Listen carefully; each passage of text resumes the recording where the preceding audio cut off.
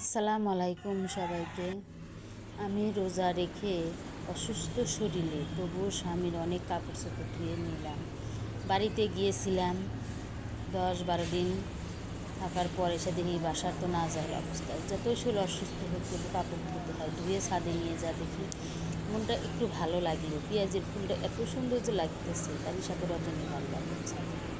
কিন্তু রসুন গাছগুলো মরে গেছে, মরিচ গাছটা মরে গেছে, তাদের একটু পানি দিয়ে দিলাম, আবার প্রাণ ফিরে আসবে। কিন্তু মানুষের জীবন থেকে যদি একটা কলিজা সে ছিদ্র করে নিয়ে যায়, সে কলিজা কি আর ফেরত পাওয়া যায়? কত কি অত সহজে আঘাত পূরণ হয় না। অনেক কষ্টের মাধ্যমে কি করব, সব কিছু ধুয়ে নিলাম। বাসার সামনে তো সারাদিন সব তো আর ভালো লাগে না। ডাক্তার কাছে গিয়েছিলাম, ড্রেসিং করে নিয়ে আসলাম, ওষুধ কিনে নিয়ে আসলাম। তারপরে একটু বাসায় এসে রেস্ট নিয়ে তারপরে আবার বাজার করতে গেলাম। একা শূন্য হাতে এসেছি, শূন্য হাতে যেতে হয়। সন্তান, স্বামী, বাবা মা, আত্মীয় স্বজন, পরিজন কেউ যাবে না। এটাই বাস্তব, এটাই মেনে নিতে হবে।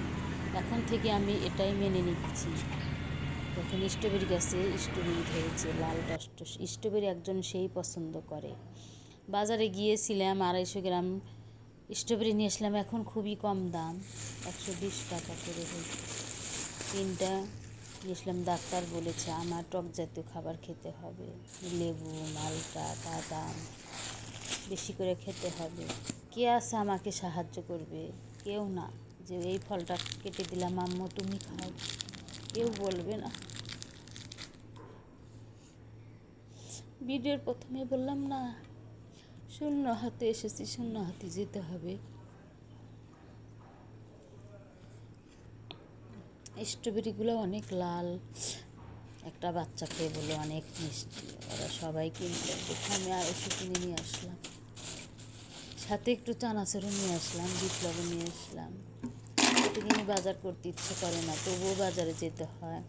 বাদামগুলো একটা কোটার ভিতর রেখে দেব, যাতে শুকনো মশমশা থাকে, অনেক দিন খাওয়া যায় রোজার ভিতর। কি করব, শূন্য জীবন, 2 সন্তানের মা, 2 সন্তানই ফাঁকে।